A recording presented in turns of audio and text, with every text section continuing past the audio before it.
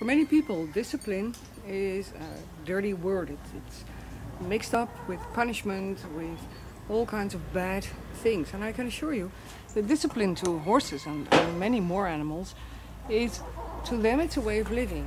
It's making rules, making clear appointments about if we would have traffic, we drive on the right side of the road.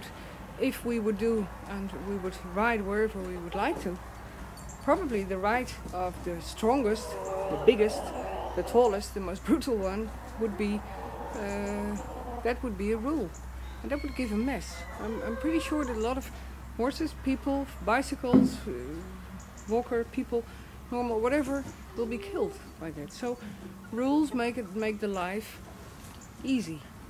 Discipline makes life easy. I'm going to halter him to give him a lunge lesson.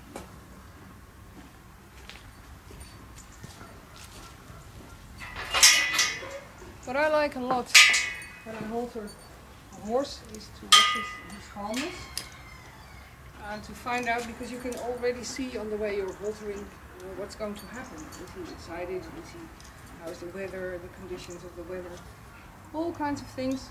You find out as soon as you halter the horse. How is his day started? And that means how are his sensories. Horses are sensory based, and you can deny it, and you can think they're not. I'm going to stop. They're not, but they are.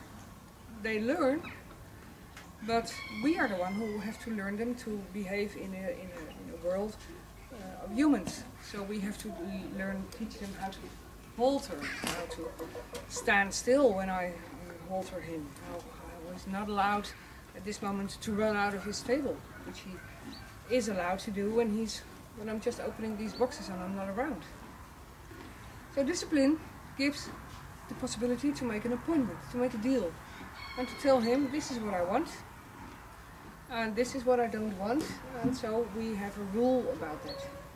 He's young, so he's still very looking around, but I also want to give him discipline on having this halter on. With the halter on, I expect more discipline than when he's free. When he's free, he's more free to do things whatever he likes. But when he's on the halter, I want him to obey. It sounds awful for some people, especially for cat people, because cat people want to hug. I also want to hug, but I have a special teddy bear at the house. That's my hugging bear. Anyway, we're gonna do something. Vamos.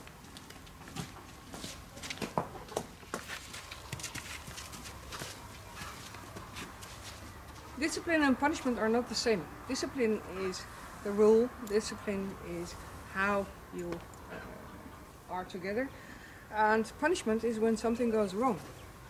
So those are two different things, and I think it's very important to remember.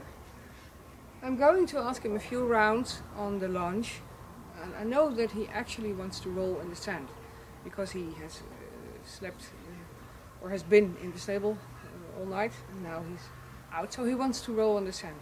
But I want to put my standpoint very clear that when I'm haltering a horse, then we have discipline. Okay.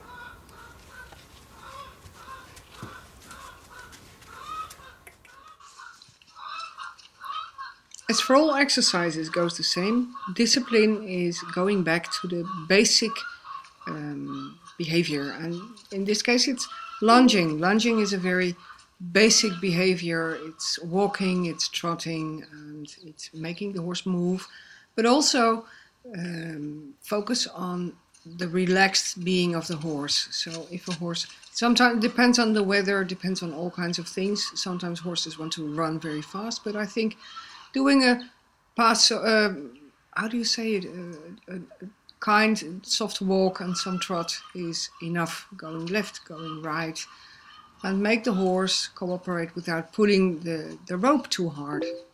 It's very simple, it's very easy, but it's all about discipline. And this is a way of exercising your horses. When he lowers his head, those are all signs of that the horse is being relaxed, and I think it's a very good way. And you don't see my signal of coming in, but I definitely give him a signal to come in, and then that's what I call discipline. I hope I can make my issue clear that sometimes I'm playing with fire, I'm exciting him, I'm making him a little bit upset, and then we come back. But discipline means calmness. Discipline means the calmness which is in his instinct, because if he's a horse, so he has a very strong instinct. In his instinct, the herd where he lives should give him the calmness. His mother was the first teacher, and then the other horses, and then his circle became much bigger than his mother. And that's the calmness that we people should give our horses. It doesn't mean that he can't be horse, but it means that he can find calmness with me, with us humans. So I think that's a very special, very important lesson to remember. Yes, it is.